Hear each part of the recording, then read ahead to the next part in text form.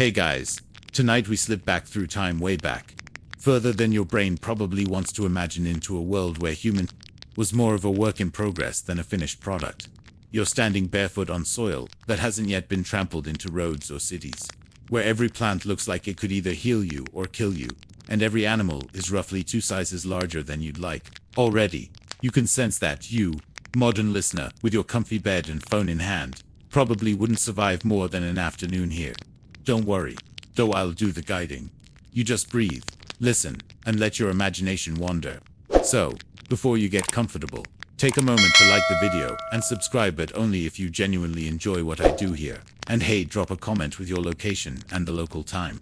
It's always fun to see who else is out there listening in the dark, maybe lying awake halfway across the world. Now, dim the lights, maybe turn on a fan for that soft background hum, and let's ease into tonight's journey together. The air is thick, warm, and buzzing with insects. Your skin prickles as the sun dips behind a wall of ancient trees, their trunks wider than your entire living room. The landscape around you is Africa, somewhere between 6 and 7 million years ago, but not the safari Africa you've seen in documentaries. This world is wetter, heavier, with forests pressing close and grasslands only just beginning to stretch out into open space. You're balanced right at a turning point, where apes who walk on 4 legs are slowly, clumsily trying out to. And tonight, that ape is you. You feel the weight of your body shift forward.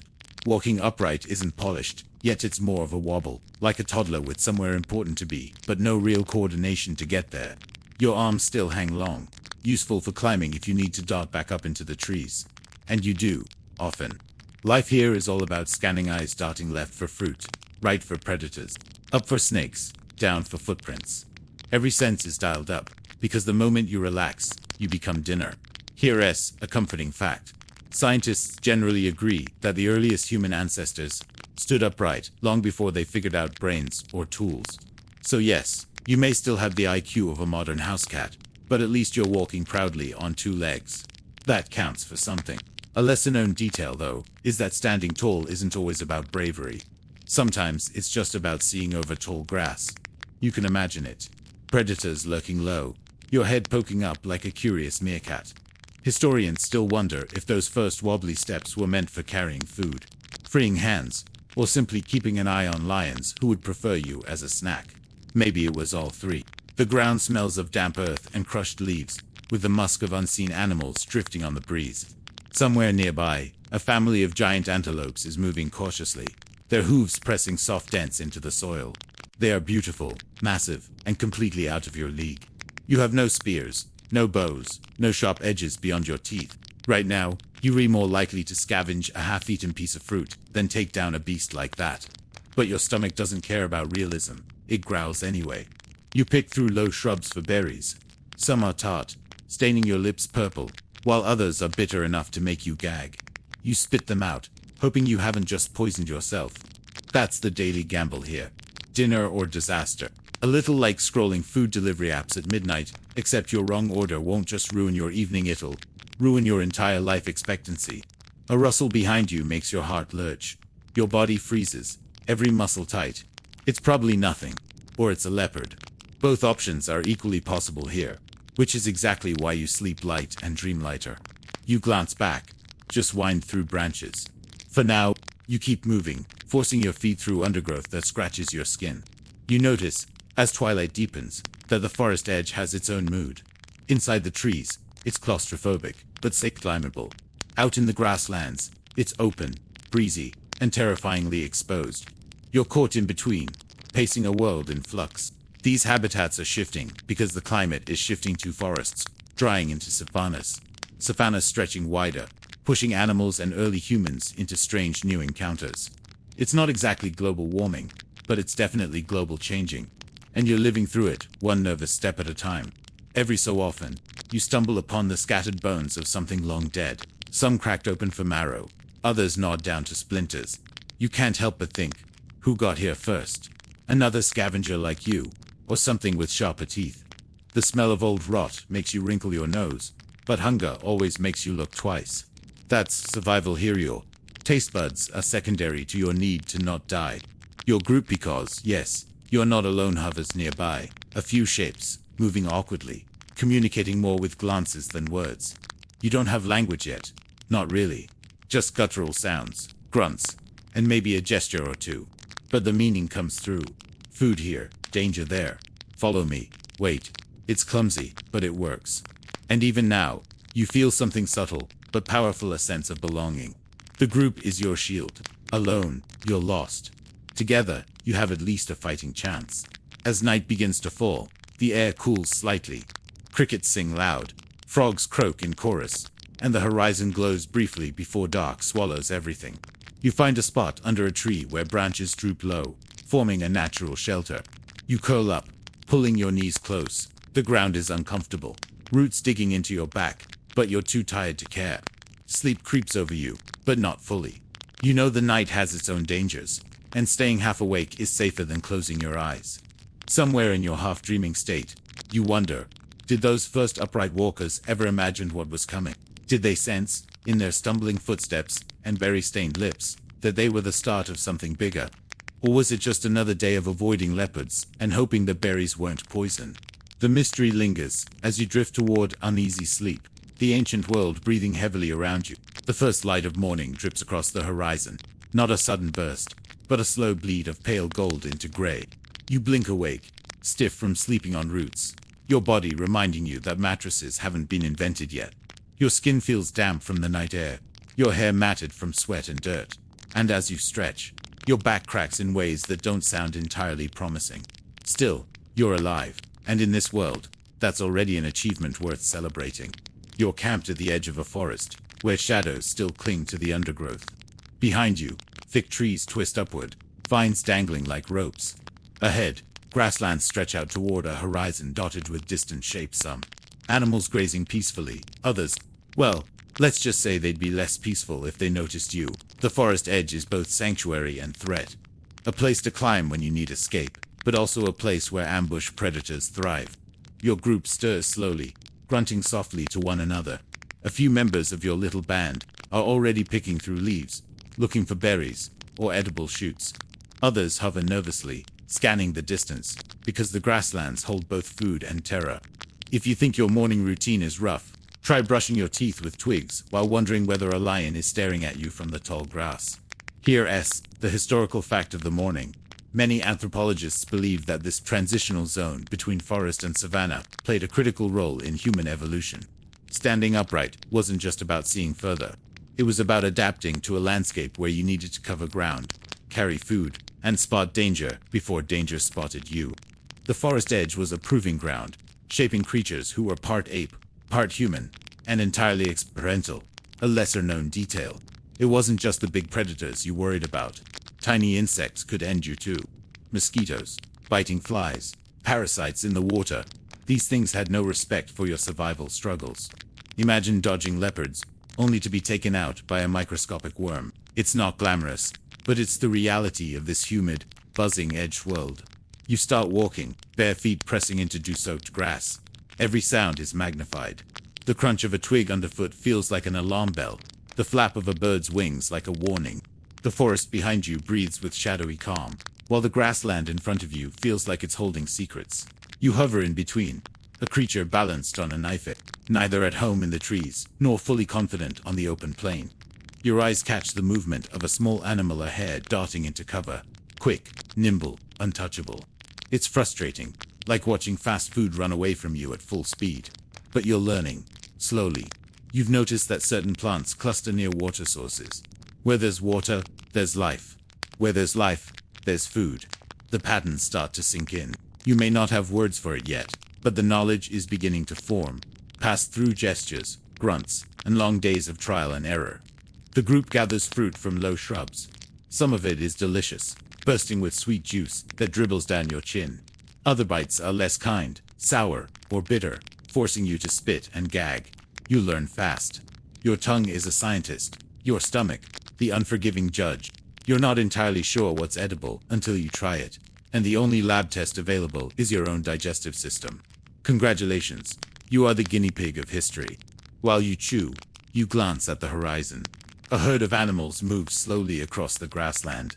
They're massive, horned, broad-backed creatures, antelopes, perhaps, or something close to them. The sight stirs both awe and longing.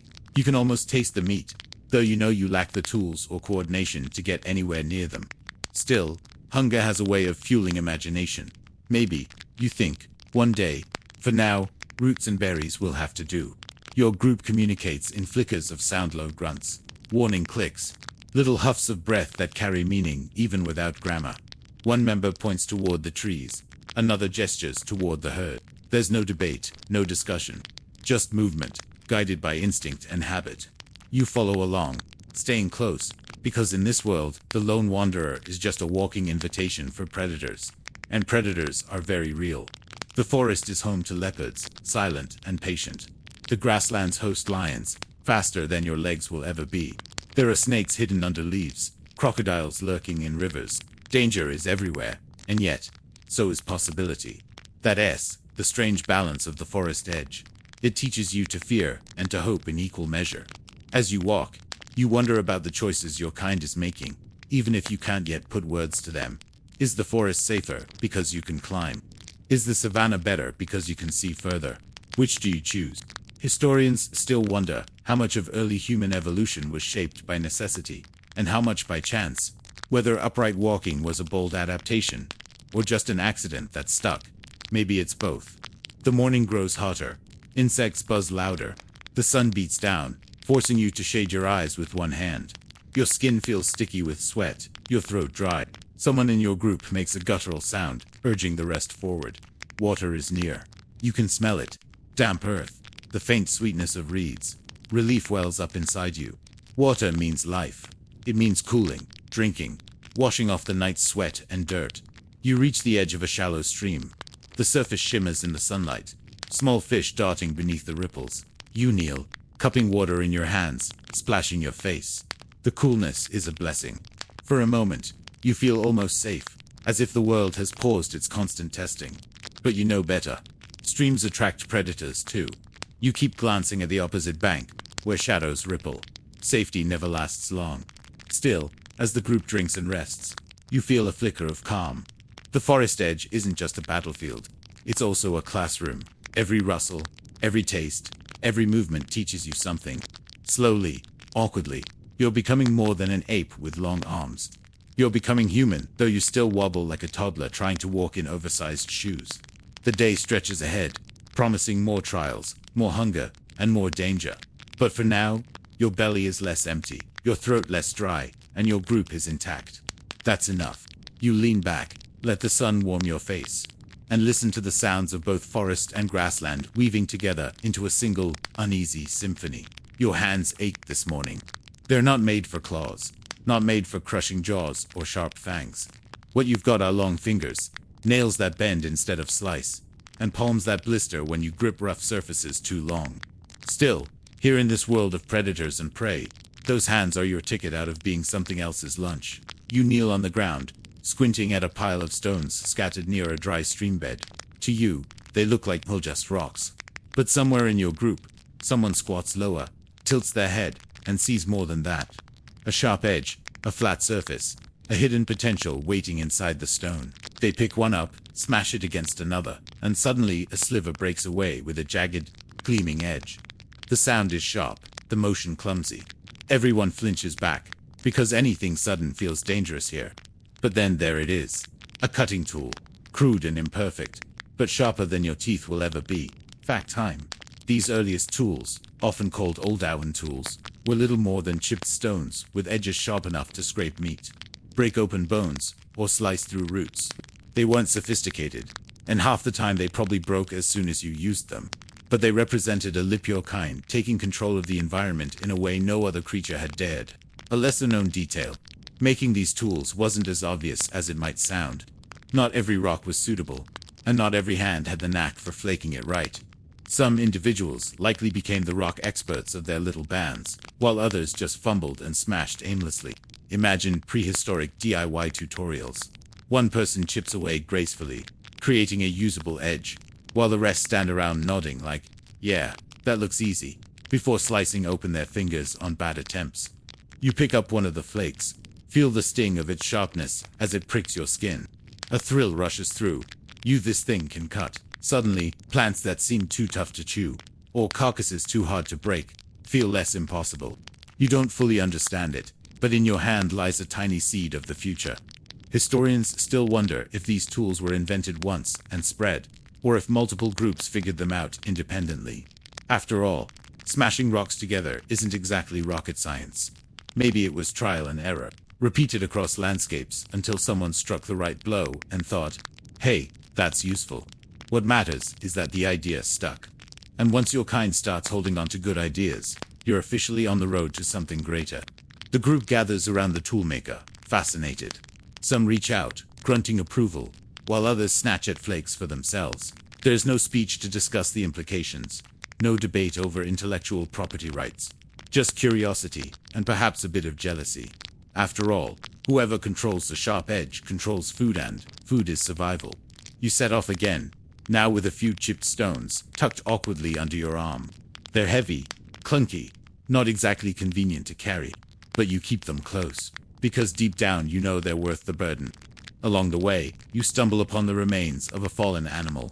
Not fresh flies buzz in clouds over the bloated body, but there's still marrow in the bones. Before tools, you would have sniffed and walked away. Now, you crouch, wedge the stone into a crack, and smash. The bone splits with a sound like a muffled snap. Rich, fatty marrow glistens inside. You scoop it out with your fingers, sticky and oily, and for a moment, you feel like a genius. It's not glamorous, but it's survival. That marrow, scientists say, may have been a game changer, providing calories and nutrients that fueled bigger brains over generations. Who knew that greasy finger food could be the engine of evolution?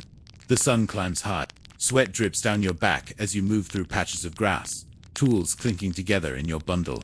At first, they felt like magic. Now, they feel like a chore. Carrying rocks everywhere is exhausting, and you wonder if the payoff is worth the sore muscles.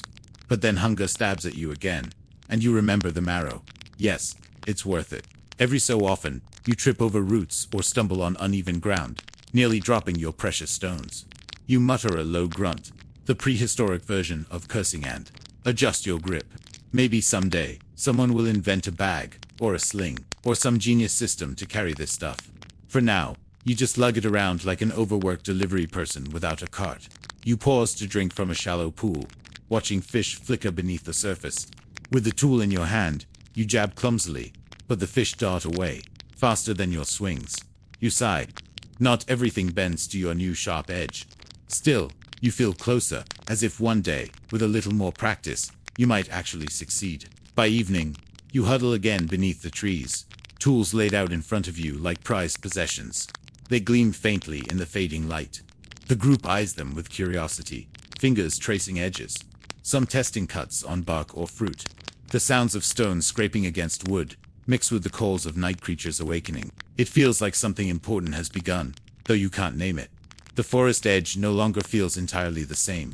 Yesterday, you were just another animal trying to survive. Today, you've chipped a sliver of control from the world around you. It's clumsy, it's small, but it's yours. And as you lie down in the dark, your stone tool beside you, you can't help but wonder, what else could a rock become in the right hands? The day begins with the smell of crushed grass and damp soil, the scent of night dew evaporating under the sun's early warmth. You stir awake, your back stiff, your stomach already grumbling like a cranky roommate. Hunger isn't an occasional visitor. Here it's the background hum of your entire existence. And today, you're not alone in feeling it. The group moves sluggishly, eyes darting, noses sniffing the air for anything that might pass as breakfast. Your chipped stone tool lies near your hand, cool against your palm. You clutch it instinctively, even though it won't stop a lion if one comes charging. But it might help you peel, bark, or scrape marrow, and that little boost feels like enough to keep carrying it. As you sit up, you hear a soft noise, the rustle of leaves, followed by the unmistakable sound of chewing. Someone has already found something. The group gathers near a small patch of low bushes.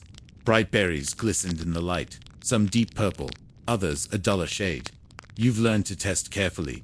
Pop one in your mouth. Let your tongue decide whether it's sweet, sour, or dangerously bitter. A few of the berries pass the test. Soon, purple stains spread across your lips and fingers, a prehistoric version of lipstick and nail polish. But here's the moment that matters. When one person finds food, others circle close. There's no speech to argue over portions. No set rules about fairness, just a kind of unspoken pressure. One hand plucks a berry, another reaches, and before long the bush is stripped bare. Everyone eats, even if some get more than others. And somehow, this chaotic sharing becomes the glue that keeps you all from drifting apart. Fact. Anthropologists suggest that sharing food may have been one of the earliest sparks of cooperation in human history. Unlike other animals that guarded their finds, early humans began splitting meals, turning survival from a solo gamble into a group investment. The lesser-known detail: sharing probably wasn't always noble. Sometimes it was reluctant, like when a loud, insistent member of the group refused to stop staring until they got a piece. Social pressure, not generosity, may have kept the berries moving around. A prehistoric version of, "Fine, take a fry, just stop looking at my plate." As the bush empties, you lick the juice from your fingers, stomach still not satisfied. Your eyes wander toward the horizon. In the distance lies something more tempting. A carcass, a dark shape slumped in the grass, vultures circling lazily above. It's a gamble. Where there's a carcass, there may also be predators. But where else will you find meat? The group hesitates, then drifts toward it, cautious and silent. The smell hits first, sharp, metallic, stomach-turning. The vultures scatter as you approach, their wings flapping in protest. But the real danger is whether something with claws is waiting nearby. You scan nervously, clutching your stone. The carcass is half-eaten, ribs jutting out like broken fence posts. But there's still meat clinging to bone, and with tools, you can scrape it free. You squat down, wedge the sharp edge into a strip of flesh, and pull. It comes away with surprising ease, stringy and tough, but food nonetheless. Others join, working clumsily, each determined to claim their portion. Before long, the group squats in a rough circle, gnawing, chewing, sharing. The sound is messy, primal, but oddly comforting. This act of eating together is more than just filling bellies. It's the beginning of something bigger. Around the carcass, you glance at faces smeared with grease and dirt. You see eyes that meet yours, briefly, almost knowingly. No words, no sentences, but a flicker of connection. You're not just surviving side by side, you're beginning to survive together. Historians still wonder how much this act of sharing shaped our social nature. Was it necessity that forced your ancestors into cooperation? Or was there something deeper, an instinct that whispered, "Life is easier, safer, better when we do this as a group"? Perhaps it was both, layered slowly over countless meals, until it became second nature. As the sun climbs higher, the group finishes what little meat was left. Sticky fingers wipe on grass, bones clatter to the ground. A child whines, pulling at a parent's arm, not yet satisfied. You can't help but feel the tug of empathy, even if you're hungry too. Somehow, the idea of others going without feels wrong, even dangerous to the group's survival. It's easier, smarter, to make sure everyone gets at least a taste. By afternoon, you're moving again, bellies a little fuller, spirits slightly lifted.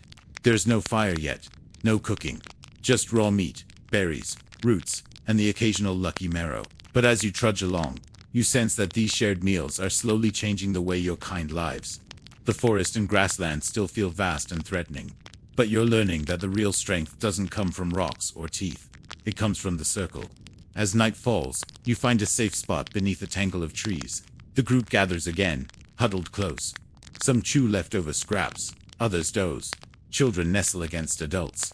There's a quiet hum of togetherness, a rhythm of breath and movement that feels almost ritual. You lie back, listening to the soft sounds of others drifting into sleep. The hunger isn't gone, but the ache is dulled by the presence of the group. For the first time, maybe, you sense something more than survival. You sense belonging, and it tastes better than any berry or marrow. The next morning begins with a crack of breaking twigs. You jolt upright, heart pounding, eyes darting. The forest around you hums with its usual soundtrack chirps, rustles, the low drone of insects. But this sound is different, urgent, close. The group stiffens as one. Instincts sharpen. A shadow flickers between the trees. You grip your stone tool, though you know it's little more than a blunt hope against claws and fangs. The air grows heavy, thick with the scent of something wild. And then it passes. A striped predator slinks across the distance, ignoring you, more interested in the scent of something deeper in the woods. Relief washes over the group, but it doesn't last. Every encounter, even the ones you survive without a scratch, reminds you of the constant risk. Out here, you are prey as much as predator. The rest of the day is shaped by this tension. Hunger pushes you forward, but fear shapes the path you take. When you find a patch of edible roots, you dig quickly, fingers raw against soil, eyes scanning the tree line. One person chews while another keeps watch. Even children learn the rhythm early. Eat fast, stay alert, follow the group. Fact: anthropologists believe that vigilance and cooperation in foraging were essential survival strategies. Many animals forage individually, but early humans likely developed a system where some members of the group guarded, while others collected food, a primitive version of teamwork. The lesser-known truth: this teamwork wasn't always noble or efficient. Sometimes, fights broke out over who ate first. Sometimes, selfishness led to loud arguments or worse, silence that drew predators closer. Cooperation was fragile, tested daily by hunger and fear. As the sun rises higher, the heat grows unbearable. Sweat drips into your eyes, blurring your vision. The group moves slower, pausing often under trees, tongues dry and mouths sticky. Water is harder to find than food. When you finally stumble across a muddy pool, it feels like treasure. You crouch low, scooping water into your hands.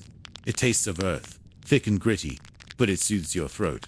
Others drink too, some daring to wade in, feet sinking into muck.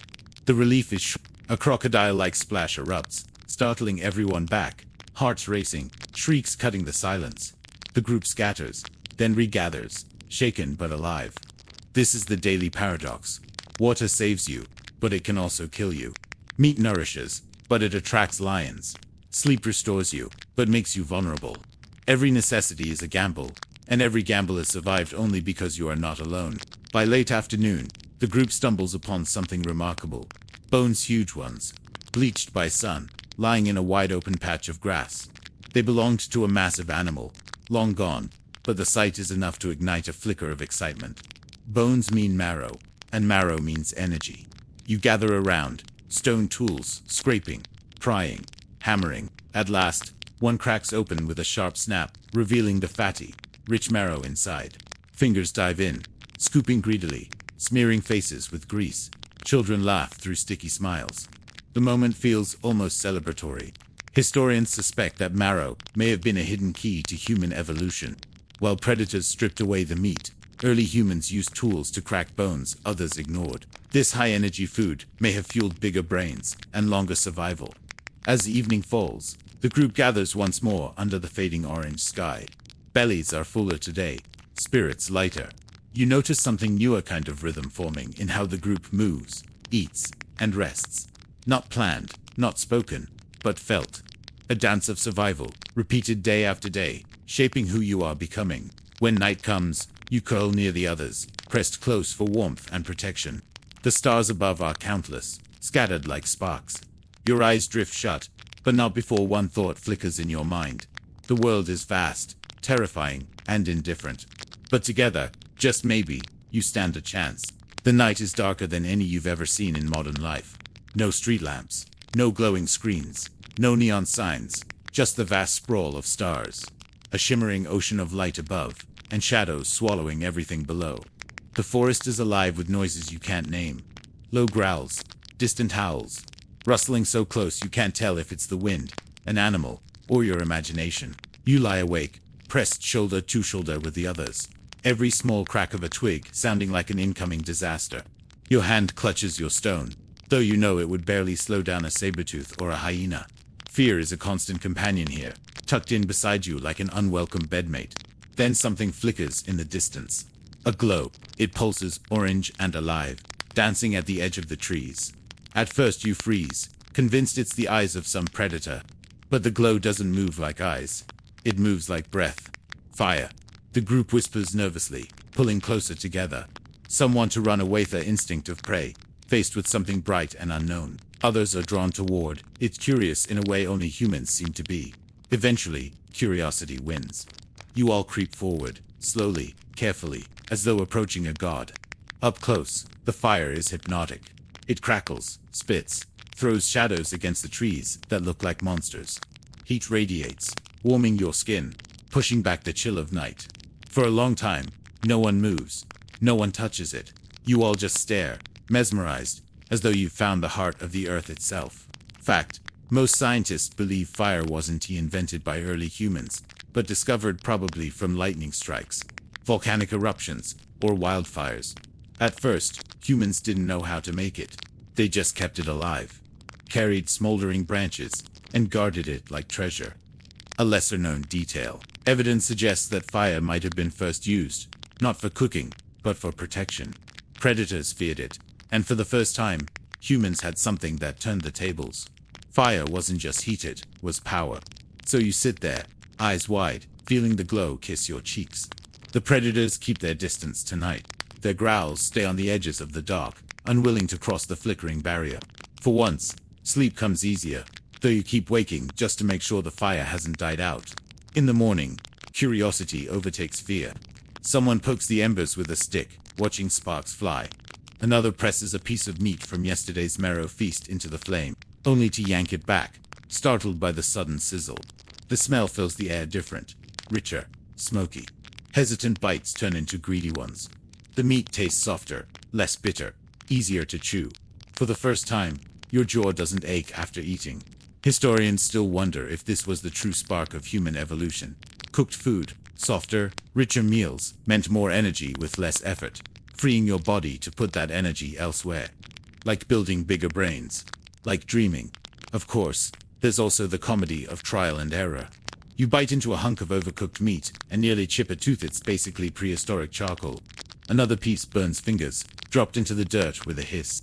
A third slips into the flames entirely, sacrificed to the fire gods. Cooking is an art form, and right now, you're more caveman than chef. Gordon Ramsay would not be impressed. The group laughs though.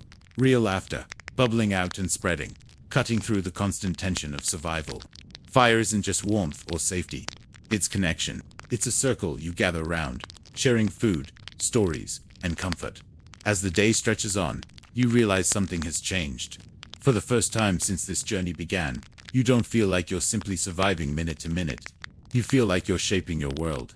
You've turned fear into safety, raw into cooked, darkness into light. The fire becomes the center of everything. Children poke at it with sticks. Adults argue over how to keep it alive. And you find yourself staring into it, mesmerized, as though it holds all the secrets you'll ever need. But the truth is fragile. This fire didn't start with you. It came from the world, gifted by chance. If it dies tonight, you may not know how to bring it back. That uncertainty lingers in the back of your mind. Still, as the sun sets and the flames rise again, you let yourself lean back, warmed and comforted, listening to the chorus of crickets. For now, predators stay away. For now, your belly is full, your body is warm, your fear is smaller. And in this fragile balance, something new takes root. Not just survival, but culture. Not just life, but living. The next morning feels different. The fire is still alive, smoldering faintly under a layer of ash. You prod it with a stick, coaxing it back into life. Sparks blooming into flame. It's no longer a strange visitor, it's part of the group now. Comforting, but fragile. Like a pet that demands constant attention. Around you, the camp stirs. Someone sharpens a stone against another, the grating sound like teeth grinding in the still air. Another person uses a broken shell to scrape marrow from a bone. Everywhere you look, there's improvisation. Every rock, stick, and scrap of animal is an experiment waiting to happen. You pick up a stone and turn it in your hand. It's jagged, heavy, awkward, but when you strike it against another rock, flakes scatter. The edge gleams sharp and hungry. You test it on a branch, it slices bark easier than your fingernails ever could. Not perfect, but enough. Enough to matter. Fact, some of the earliest known stone tools are called Oldowan tools, dating back over 2.5 million years. They weren't fancy, just flakes chipped from larger rocks, but they gave humans an edge. Literally, in breaking bones, cutting meat, and shaping wood. Lesser known detail. Many of these tools were probably used only once or twice, then abandoned. Early humans weren't yet sentimental about their craft.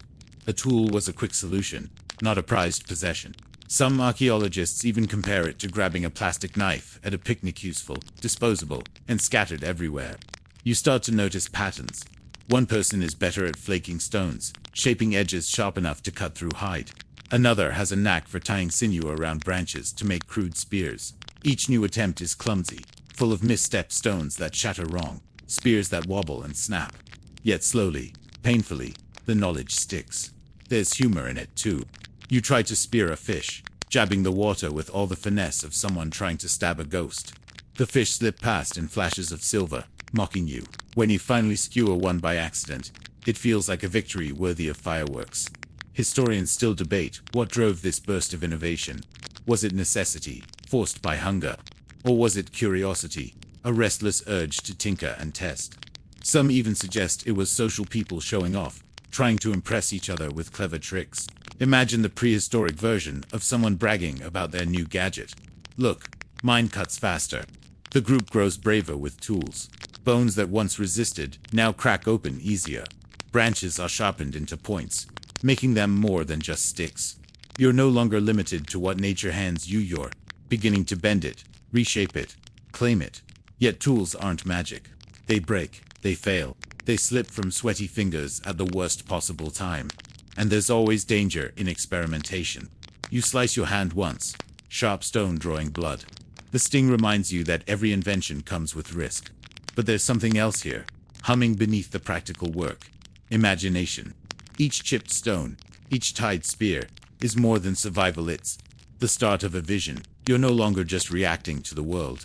You're shaping it, even in small ways. At night, gathered around the fire, you trade these new tools like treasures. Some are admired, others laughed at. A rock shaped like nothing at all earns a playful shove. But a spear with a sturdy point earns respect and maybe the first hints of status. You wonder if this is where it begins. The slow rise of hierarchy, skill becoming currency, cleverness turning into power. Who holds the sharpest blade? Who cracks the bones fastest? Who feeds the group when others fail? The answers may decide more than survival. They may shape who leads, who follows, who thrives. And so, as the flames flicker and the tools lie scattered at your feet, you feel the weight of something bigger than yourself. You're not just holding a rock. You're holding the start of technology. It's clumsy, it's simple, but it's a spark. And like the fire, it will grow, spread, and redefine what it means to be human. Morning begins with the smell of smoke and the sound of quiet chewing. You rub your eyes and see someone gnawing on a leftover bone from last night. The fire's still smoldering between you. The group is tired but alive, and that's reason enough for a faint sense of relief. Soon, everyone drifts into the familiar rhythm, searching, digging, cracking, scavenging. But today, something different happens. A child pulls a root from the earth, and instead of hoarding it, they hand it to their mother. The mother eats half, then passes the rest to someone else. It's a small gesture, but it ripples outward. A circle begins to form not just around the fire, but around food. Fact, anthropologists argue that food sharing was one of the earliest building blocks of human society. Unlike most animals, who eat what they find and guard it fiercely, early humans began to distribute food among the group. This created trust, bonds, and eventually, culture. A lesser-known detail. Sharing wasn't always selfless. Sometimes, it was strategic. Share food today, and maybe someone shares back tomorrow. Give a root, gain an ally. That invisible economy may have been just as important as the food itself. You notice it unfolding right in front of you. Someone cracks open a bone, marrow gleaming, and instead of swallowing it all, they smear some onto another's hand. Another person plucks berries and tosses a few to a child, laughing when the child misses and drops them into the dirt. There's joking, teasing, even a little arguing, but beneath it, there's trust. And trust feels warm, different, safer. Of course, not everyone plays nice.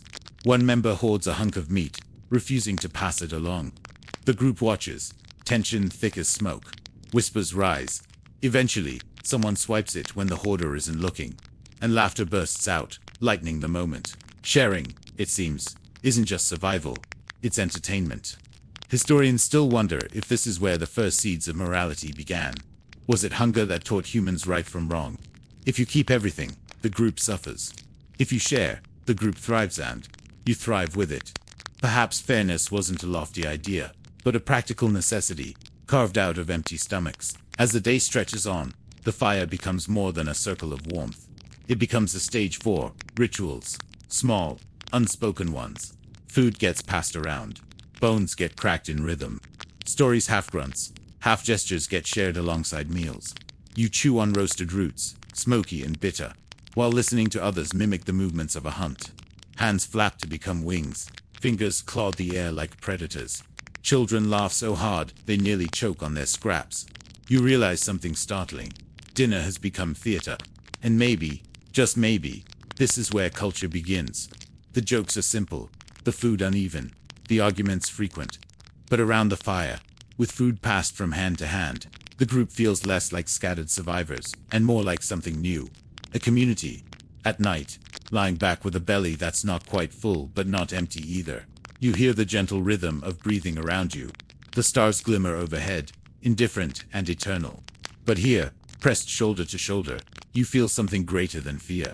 You feel belonging. And in this fragile circle, you begin to understand. Survival isn't just about eating or hiding. It's about each other.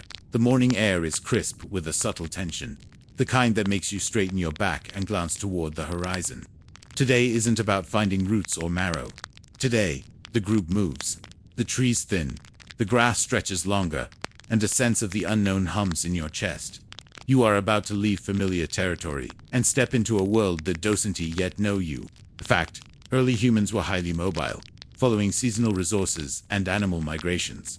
This nomadic lifestyle was essential to survival, forcing groups to adapt to ever-changing landscapes and climates. You may not think about it, but the ability to travel light and fast was a skill honed over generations. Lesser-known detail: migration wasn't always a straight path. Sometimes it involved trial and error, backtracking, or even unplanned detours when food ran out or predators closed in. Imagine walking for hours only to realize you've even circling the same valley. All day a prehistoric GPS glitch, if you will. As you trudge through the tall grass, the group moves as a living organism. Feet crunch, sticks scrape, and stones clink. You carry tools. Children cling to parents, and someone hums, softly, half a tune, half a warning signal. The landscape shifts subtly. Hills rise, valleys dip, streams weave like silver threads across the land. Each new turn brings unfamiliar scents: wildflowers, damp earth, distant smoke, or the musky tang of unseen predators. You notice the horizon stretching endlessly, a canvas painted with clouds and light. The vastness is both inspiring and terrifying. You realize that the world is bigger than anything you've known, and out here, every decision counts. Turn left, and you might find fresh water. Turn right, and you might stumble into danger. Along the way, the group discovers evidence of other creatures' bones, tracks, broken branches. You crouch, examining a paw print pressed into the soft mud. Its claws dig deep, a silent warning. You compare it to your own hands, marveling at how small and vulnerable you are. And yet, you also notice your cleverness. You can fashion a tool, throw a spear, start a fire. You have tricks that even the most dangerous animals don't understand. Humor creeps in, as it always does when tension runs high. Someone trips over a root, falls face first into a puddle, and emerges covered in mud. Blinking laughter bubbles up, shaking the group momentarily free from fear. Even in survival, there's room for levity. A reminder that humanity is as much about play as it is about survival. Historians still debate why humans migrated so widely. Was it climate shifts, hunger, curiosity? Some argue it was sheer necessity, while others suggest an inherent drive to explore, a trait no other animal has quite matched. Perhaps it was both, woven together like threads in the tapestry of your species. By afternoon, the group reaches a new river. Its width and rush are daunting.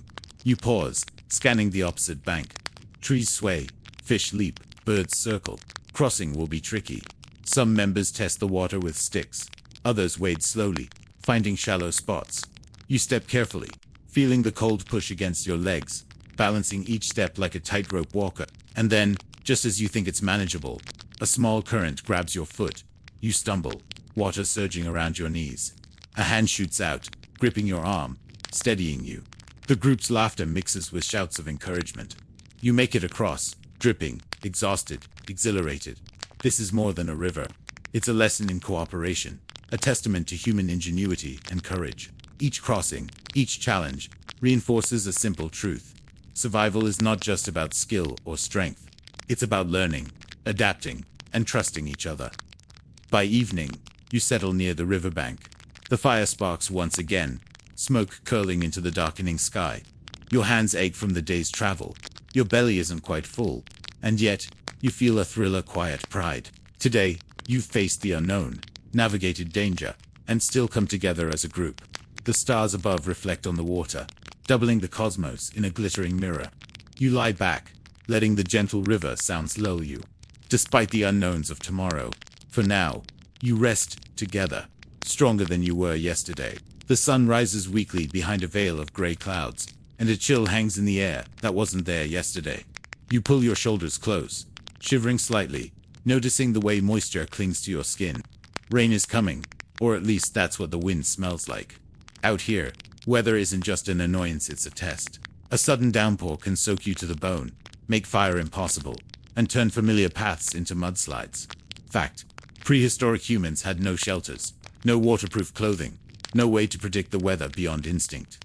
Survival depended on reading the clouds, understanding wind direction, and knowing where natural cover could be found. A downpour wasn't just discomfort, it was a potential threat to life. Lesser-known detail: evidence suggests early humans sometimes used large leaves, animal hides, or natural rock formations to shield themselves temporarily. Think of it as a prehistoric umbrella, improvised, leaky, and probably uncomfortable, but better than nothing. You try laying a wide leaf over your head, only to have it sag and drip onto your shoulder. Not glamorous, but functional. The group moves slowly, boots and bare feet slipping in the mud. Stones in your hands clink against each other as you adjust your grip. Water collects in your palms and drips into your mouth accidentally. The smell of wet earth is sharp and strong, mixing with the tang of the river you crossed yesterday.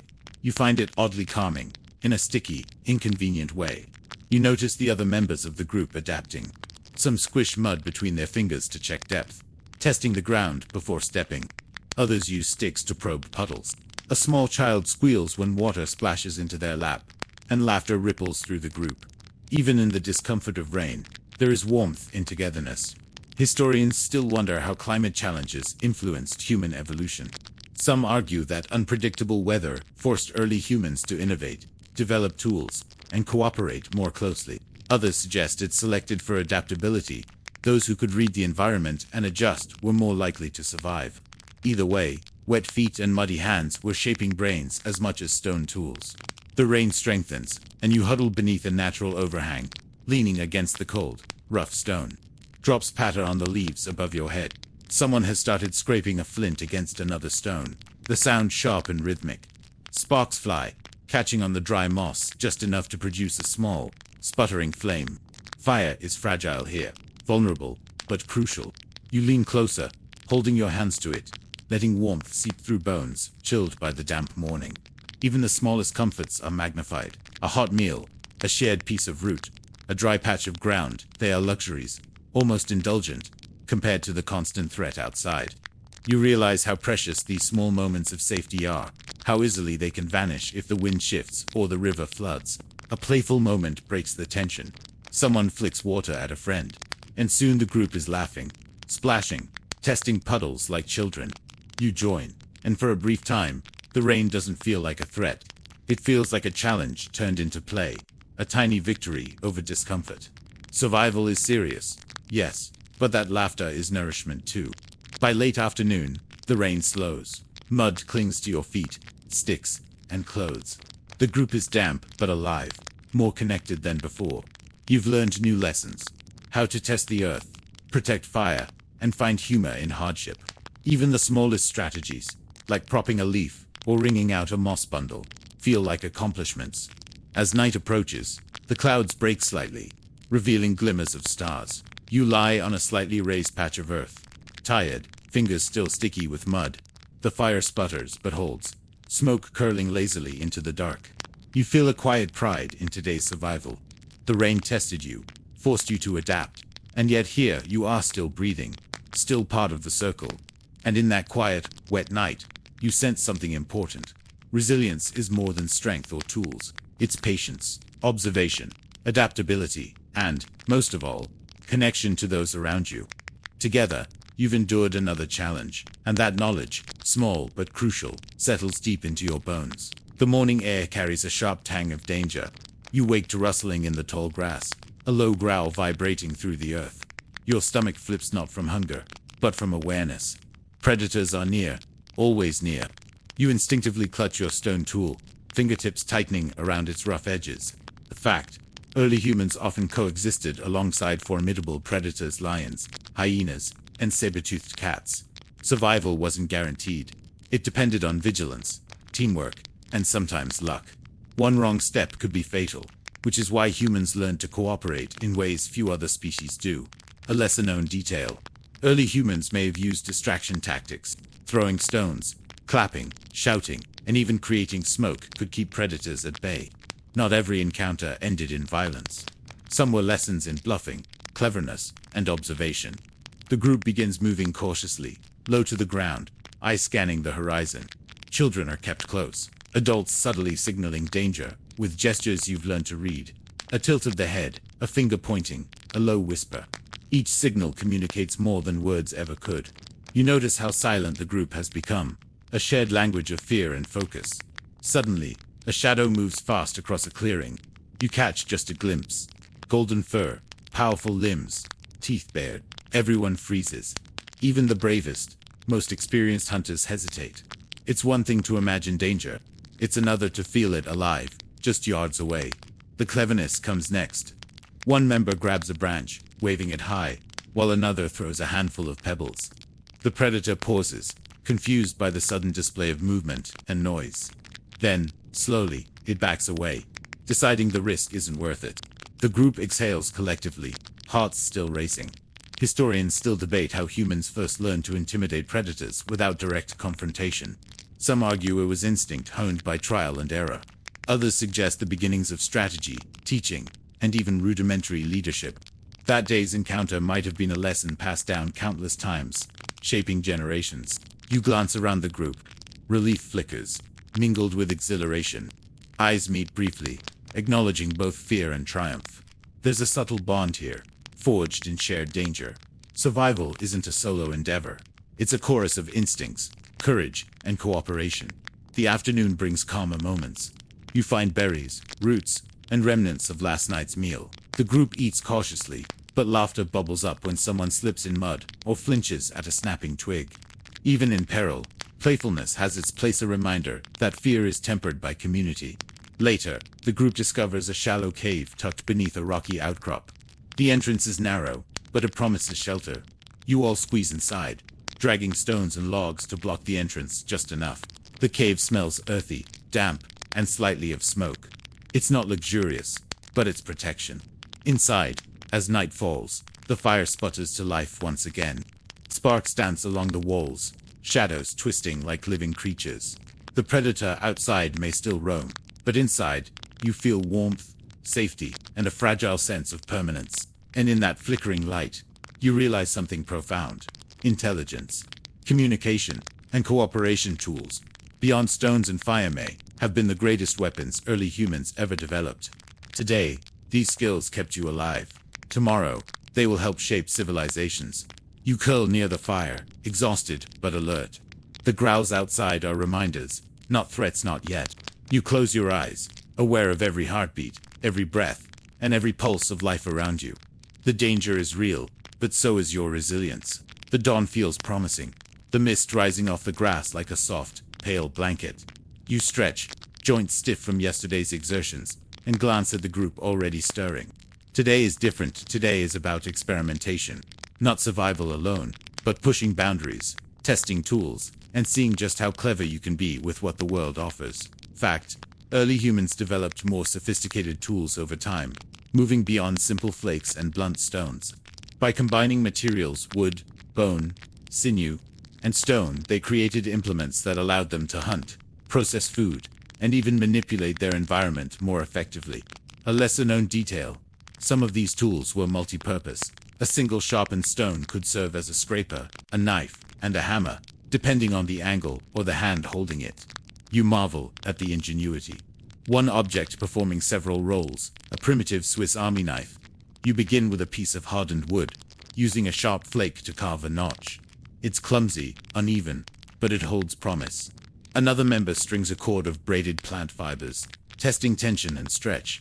You can feel the energy in the group, an almost electric sense of purpose. This is the first hint of experimentation as a communal act, a shared curiosity that sparks innovation.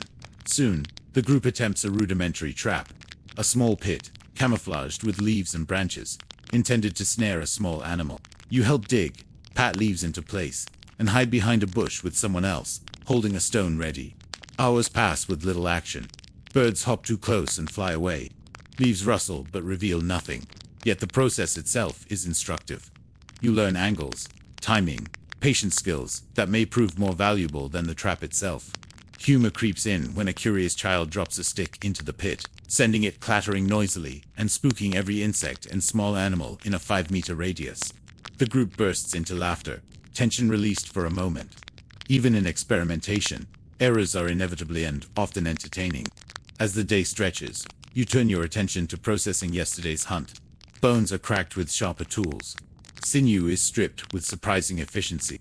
Meat is tenderized against stone surfaces, and scraps are carefully stored. You notice subtle improvements in technique. Less waste, more precision, faster movement. Skill, it seems, is cumulative. Each person learns from the other, each mistake recorded in memory. Historians still debate exactly how tool innovation spread. Did ideas travel through imitation, storytelling, or teaching? Some suggest that observation alone sufficed. See someone cut a hide in a clever way. Try it yourself. Refine it. Repeat. Others argue. Teaching was intentional, a deliberate passing of knowledge, laying the groundwork for culture. By late afternoon, the group gathers around a small fire, testing cooked roots against raw ones, comparing textures and flavors. Someone notes the difference, pointing to the fire as a kind of alchemy. A stone scraper lies nearby, ready for the next meal. Tools and fire have merged into a rhythm of life, subtle and constant.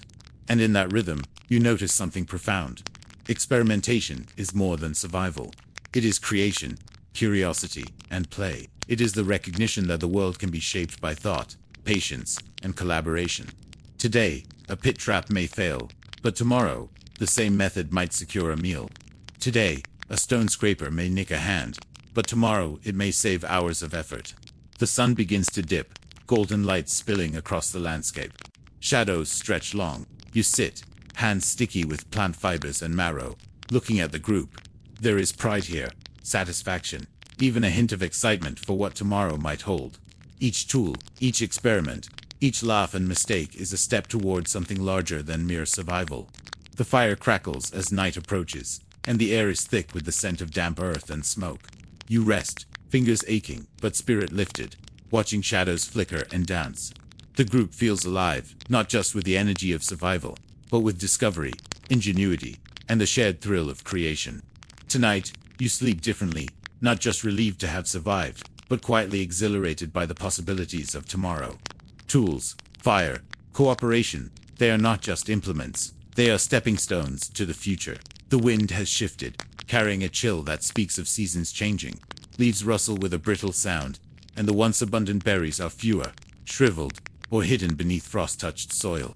You notice the group moving with more intent, scanning the landscape for anything edible, any hint of water, any sign that the world will continue to provide. Fact, prehistoric humans had to adapt to seasonal cycles, tracking migration patterns of animals, fruiting schedules of plants, and weather changes. Survival depended not only on immediate skill, but on memory, observation, and planning weeks or months ahead. A lesser-known detail. Some evidence suggests that early humans may have stored food, not just consumed it immediately.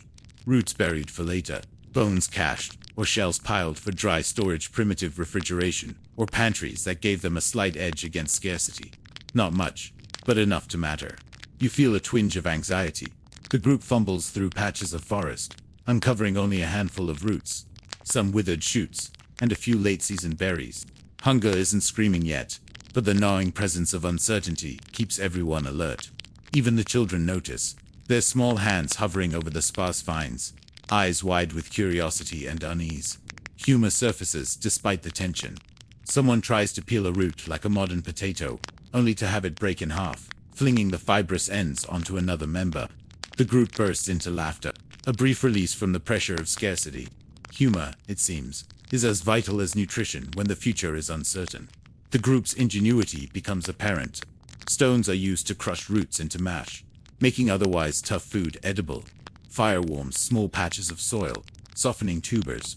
Water from streams is collected in leaves and hollowed logs, giving small relief to parched throats. Even scarcity, harsh as it is, triggers invention. Historians still debate how much seasonal scarcity shaped early human evolution. Did hunger push humans to innovate faster? Did it favor those who could plan and cooperate over the impulsive or solitary? Some suggest that necessity was the mother of invention, and these lean months honed strategies for survival, teaching lessons that would ripple across generations. You notice subtle social dynamics at play. Those who find more food often share with others, consciously or unconsciously building bonds. Leadership becomes situational. The most observant, the most creative, the most generous guide the group in ways that are both practical and deeply human. Small acts of cooperation emerge as survival tactics, turning scarcity into a subtle form of social education. By evening, the sky streaks with pink and violet. You settle near the fire, roots and meager finds cooked into a thin stew, shared evenly among the group. There's no abundance, but there's rhythm, understanding, and trust. You realize that even in scarcity, connection and ingenuity are sustenance, as vital as any root or berry. And as night falls, stars dotting the sky like distant campfires, you reflect on what today has taught you. Adaptation isn't just about physical survival. It's about observation, foresight, cooperation, and resilience. The world is capricious, seasons cruel, but human ingenuity and unity make life possible, even in lean times. You rest with a full awareness of fragility and potential. Muscles tired, mind alert, heart steady. The fire crackles, faint smoke curling into the night. You sleep not just to recover, but to dream of strategies, of ways to endure and flourish. Tomorrow will bring challenges. Yes, but tonight, you feel the quiet strength of preparation and the subtle joy of enduring together. The morning sun spills weakly through the trees, dusting the damp earth with soft gold. You wake to the scent of smoke and wet soil, and a strange sense of curiosity hums beneath your ribs. Today isn't just about food or fire, it's about understanding, experimenting, and noticing the world in ways you hadn't before. Fact: early humans were beginning to develop symbolic thinking, using objects, marks, or gestures to represent ideas. This was the foundation for language, art, and culture, allowing knowledge to be passed beyond immediate survival needs. A lesser-known detail: some evidence suggests early humans may have used ochre or colored stones, not just for decoration, but to communicate identity, mood, or status within the group. Think of it as a very subtle prehistoric emoji system, a way to share meaning without words. You notice small gestures emerging. One member draws marks in the dirt with a stick, looping lines that don't form words, but patterns. Another arranges pebbles in a line beside the fire, moving them around like a miniature map or a memory aid for tracking animals or resources. It's playful, but also functional experimentation at the intersection of imagination and necessity. Humor bubbles up. Someone tries to mimic animal tracks by hopping and scuffing dirt, only to fall flat on their face. Laughter spreads, echoing softly through the clearing. Even mistakes become lessons in creativity, and joy is as much a teacher as caution. The group begins to realize that communication isn't just speech or gestures, it's shared understanding. You point, they nod. A flick of the hand conveys intention. Over time, these subtle signs grow more complex. The way a stone is placed, the angle of a stick, the direction of a glance, all are coded messages, a private language woven into everyday survival. Historians still wonder how early symbolic thought influenced group dynamics. Did shared signs strengthen cohesion? Did it allow for teaching, planning, or storytelling? Some suggest that the spark of representations, something standing for something else, was the bridge from mere survival to culture. Today, you are witnessing the first flickers of that spark. By midday, someone creates a small design on a rock, using charcoal from the fire. The shape is abstract, but there's pride in the act, curiosity twinkling in their eyes. Others gather around, pointing, gesturing, laughing softly. You feel the subtle thrill of understanding. These marks are more than decoration. They are a way to make thoughts tangible, to leave traces of yourself in the world. Even the smallest children participate. One scoops mud in their hands and drags it across a stone, leaving a streak that the adults inspect with quiet amusement. It's not perfect, not meaningful in the adult sense, but it's a first attempt at expression. The lesson here is clear. The impulse to create, communicate, and symbolize is innate, and it thrives in a supportive circle. As the day wanes, the group sits around the fire. The patterns in the dirt, the stones arranged in lines. and the charcoal marks on rock form a gentle tapestry of thought and observation. You realize that while tools and fire protect and nourish the body, symbolic thinking nourishes the mind. It is subtle, fragile, and profoundly human. You lean back, hands smudged with charcoal, chest warmed by the fire, and feel a quiet satisfaction. The group isn't just surviving. They are imagining, planning, and expressing. The sparks of thought may be as important as the sparks of the fire, small and flickering, but capable of igniting something enduring. Tonight, as stars stretch across the sky like scattered embers, you rest with an awareness that human evolution isn't only measured in bones or tools, but in ideas, gestures, and shared understanding. Sleep arrives gently, cradled by warmth, trust, and the quiet thrill of discovery. The morning is calm, almost ceremonial. Mist rises from the river like a gentle curtain, and you breathe in the cool air, tasting the faint sweetness of dew on leaves.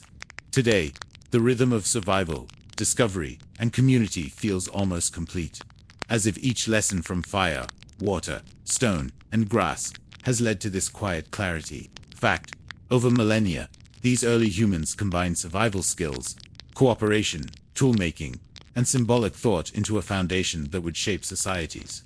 Each learned behavior, each shared meal, each experiment with tools contributed to what would become culture.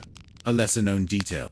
Some researchers suggest that early humans may have celebrated small victories, successful hunts, clever inventions, or survival through harsh weather with subtle rituals, perhaps sharing stories, repeating gestures, or mimicking animal calls.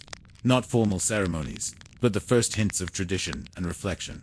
You watch the group move through familiar tasks with an almost effortless flow. Fire is tended without fuss. Tools are sharpened and laid aside carefully. Small bundles of food are distributed evenly. The group communicates with gestures, glances, and soft sounds that you understand instinctively. Every action, though mundane, is imbued with skill, experience, and memory. Humor drifts through these routines. A child tries to balance a stone on a stick, wobbles, and collapses with a laugh that ripples through the adults. Someone tosses a root, and it lands squarely on a friend's lap, eliciting mock outrage and giggles. Even in these small moments, you sense the pulse of life, playful and alive, threading through survival. The day progresses, and the lessons of the past fire, water, tools, communication, cooperation, adaptation coalesce. You notice the subtle efficiency. No movement wasted, no resource ignored, no threat overlooked. Knowledge has become instinct. Imagination fuels practicality. The line between survival and culture blurs. Historians still debate the precise timeline of these developments. How quickly did cooperation, tool sophistication, and symbolic thought converge into behaviors recognizable as human? Were these changes gradual, or did bursts of innovation occur in moments like this, where necessity met curiosity? You are living the question, experiencing its tentative answers. As the sun begins to sink, casting amber light across the landscape, the group settles near a fire one final time. You lay down your tools, stretch your tired muscles, and observe the warmth of shared accomplishment. Smoke curls into the evening sky, carrying the scent of roots, fire, and earth. The world outside the circle of light is vast and unpredictable, but within, there is order, rhythm, and trust. You feel the weight and exhilaration of knowledge accumulated, risk survived, and ingenuity expressed. Today, you have not only lived, you have participated in the slow, deliberate shaping of what it means to be human. Your eyelids grow heavy. The stars above shimmer gently, reflecting the faint glow of the fire. Breaths deepen, muscles relax, and the quiet heartbeat of the group lulls you. In this circle, surrounded by ingenuity, care, and community, you understand that survival is never just a matter of food or tools. It is an orchestration of learning, sharing, observing, and imagining.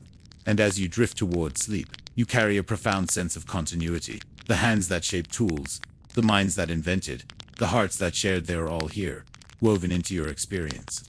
And tomorrow, the world waits, vast, mysterious, and full of possibility. You close your eyes, soothed by firelight and the soft, enduring rhythm of life around you, feeling both small and infinitely connected. Now, lying comfortably, you let your breathing slow. Inhale gently, hold for a moment, and exhale, releasing the tension of the day. The firelight flickers softly in your mind's eye, casting warm shadows across the landscape you've traveled. You sense the cool breeze on your skin, the distant ripple of water, the faint rustle of leaves, calm companions guiding you toward rest. Your body relaxes, each muscle releasing its hold, melting into the earth beneath you. Even your fingers and toes feel weightless, as if the warmth of the fire has seeped into every fiber. The group around you hums softly, breathing in synchrony, and you imagine their gentle presence like a protective circle, an invisible comfort that surrounds and steadies you.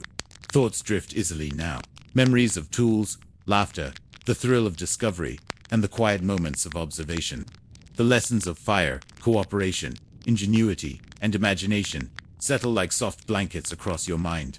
Each spark of insight, each gentle ripple of shared experience lulls you deeper into calm. Stars glitter overhead, infinite and serene, and you imagine their reflection on water, the gentle sway of trees, and the rhythmic patter of wind. Each detail slows your heartbeat, deepens your breathing, and invites the softness of sleep. There is nothing to do, nowhere to rush, no dangers pressing in, only the quiet, enduring pulse of life. With each exhale, you drift further from wakefulness, carried by the warmth of community, curiosity, and survival. The world is vast, mysterious, and peaceful in this moment. And you are part of it, perfectly, gently, quietly, ready to surrender to rest.